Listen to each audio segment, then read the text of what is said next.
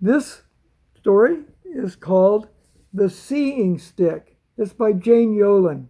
It's published in 1977, and the pictures are by Remy, Charlip, and Demetra, Marsalis.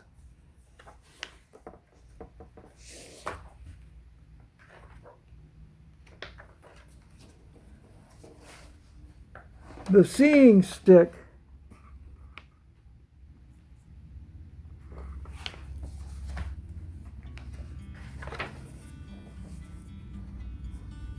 And she's dedicated this for Anne Benedus with 10 years of thanks and love, and to Jane, Jane, and to the picture of new beginnings, Demetra and Remy.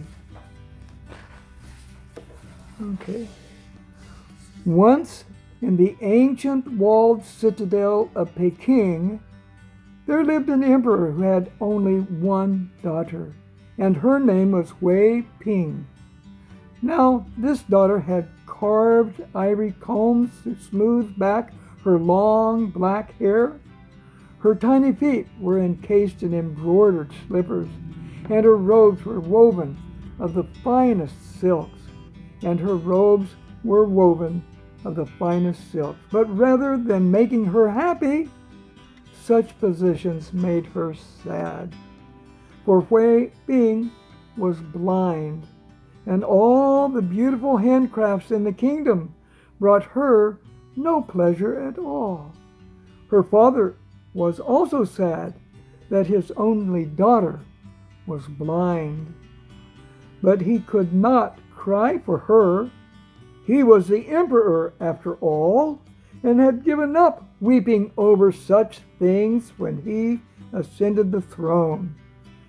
Yet still he had hope that one day Wei Ming might be able to see.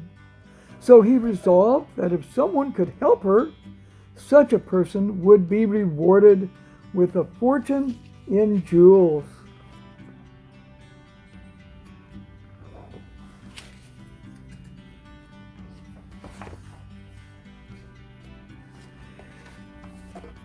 He sent word of his offer to the inner and outer cities of Peking, and to all the towns and villages for hundreds of miles around.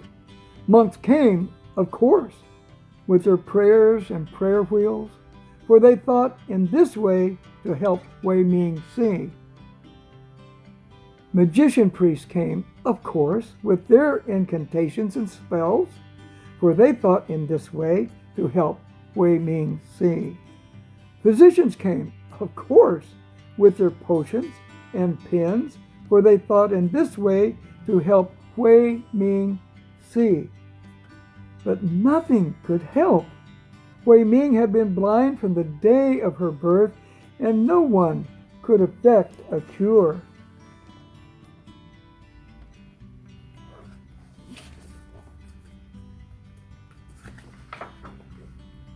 Now one day an old man who lived far away in the south country heard the tales of the blind princess.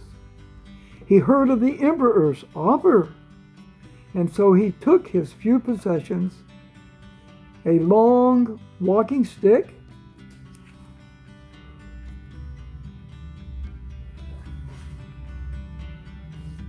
made from a single piece of golden-hued wood, and his whittling knife, and he started up the road.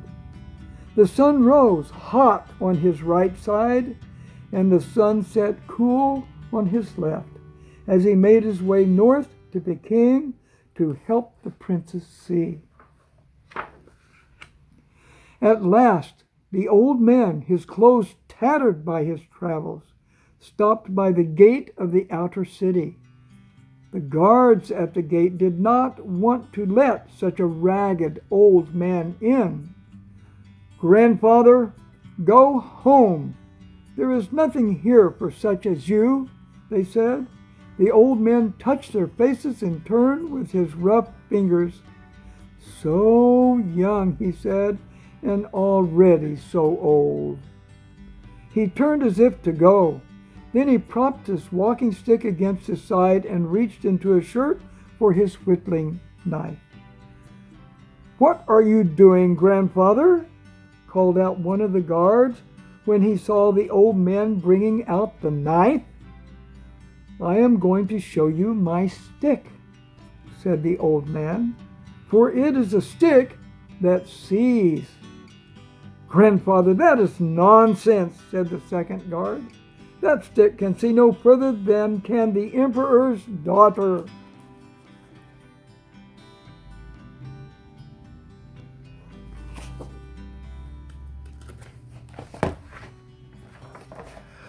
Just so, said the old man, "but stranger things have happened." And so saying, he picked up the stick and stropped the knife blade back and forth 3 times to sharpen its edge.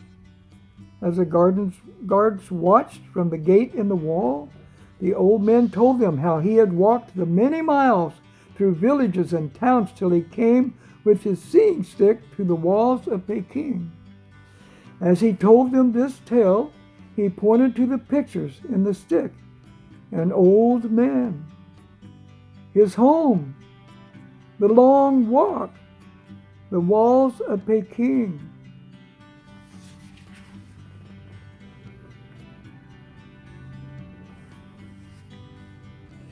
And as they watched further, he began to cut their portraits into the wood. The 2 guards looked at each other in amazement and delight. They were flattered at their likenesses on the old man's stick. Indeed, they had never witnessed such carving skill. "Surely this is something the guards at the wall of the inner city should see," they said. So taking the old man by the arm, they guided him through the streets of the outer city, past flower peddlers and rice sellers, past silk weavers and jewel merchants, up to the great stone walls. When the guards of the inner city saw the seeing stick, they were surprised and delighted.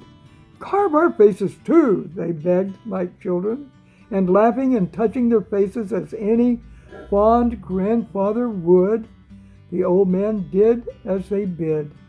In no time at all, the guards of the inner city took the old man by his arm and led him to the wall of the innermost city and through the gate. So the great wooden doors of the imperial palace.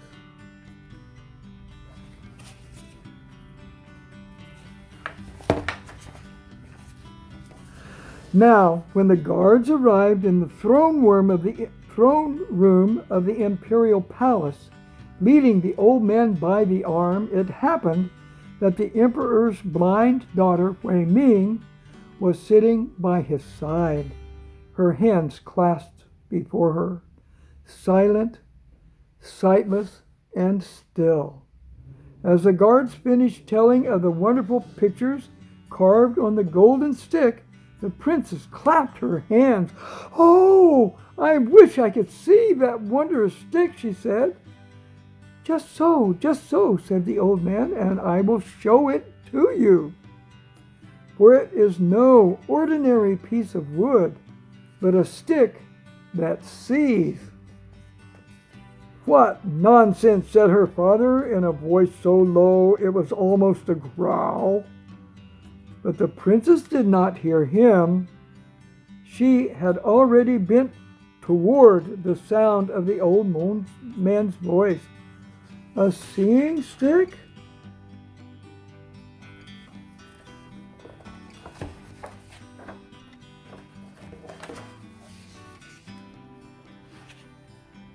The old man didn't say anything for a moment. Then he leaned forward and petted Hui Ming's head and caressed her cheek. For though she was a princess, she was still a child. Then the old man began to tell again the story of his long journey to Peking. He introduced each character and object: the old man, the guards, the great walls, the innermost city, And then he carved the wooden doors, the imperial palace, the princess, into the golden wood. When he finished, the old man reached out for the princess's small hands. He took her tiny fingers in his and placed them on the stick, finger on finger. He helped her trace her likeness and all the likenesses. Feel the long flowing hair of the princess, the old man said, grown as she herself has grown, straight and true. And Wei Ming touched the carving stick. Now feel your own long hair, he said, and she did. Feel the lines in the old man's face, he said, from many years of worry and years of joy. He thrust the stick into her hands again, and the princess' slim fingers felt the carved stick. Then he put her fingers onto his face and traced the same lines there. It was the first time the princess had touched another person's face since she was such a very small girl. The princess jumped up from her throne and thrust her hands before her. "Guards, oh guards," she cried out, "come here to me." And the guards lifted up their faces to the Princess Wei Ming's hands. Her fingers, like little breezes, brushed their eyes and nose and mouth, and then found each one on the carving stick. This is she touching the face of the old man.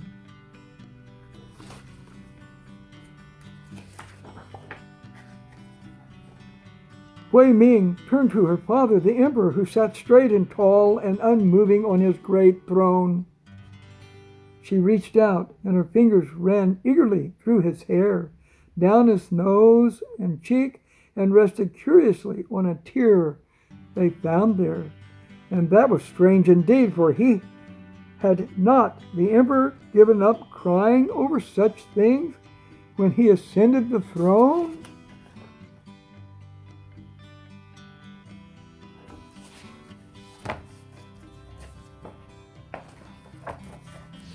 They brought her through the streets of the city then, the emperor in the lead.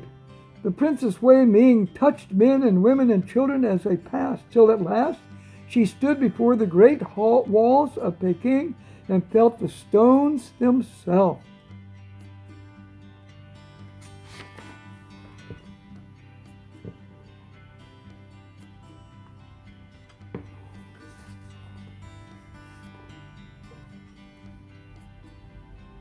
Then she returned to the old man. Her voice was bright and full of laughter.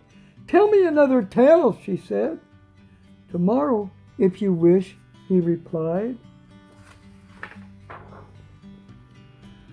For each tomorrow, as long as he lived, the old man dwelt in the innermost city, where only the royal family stays. The emperor rewarded him with a fortune in jewels, but the old man gave them all away. Every day he told the princess a story. Some were tales as ancient as the city itself. Some were as new as the events of the day. And each time he carved wonderful images in the stick of golden wood. As the princess listened, she grew eyes on the tips of her fingers. At least that is what she told the other blind children, whom she taught to see as she saw. Certainly, it was as true as saying she had a seeing stick. But the blind Princess Wei Ming believed that both things were true, and so did all the blind children in her city of Peking. So this story has many beautiful things in it, but mostly I see that it's a case of people giving what they had to be of help to others. This story is about giving of yourself, smiles, stories, love, information, All is sharing, sharing yourself. Everyone can share. Not everyone can give money. Some people need money given to them. So we can all share what we have. Though we're blind or old, decrepit, we all can give. And giving is one of the most important things one can do in this world, is giving of oneself for the benefit of others.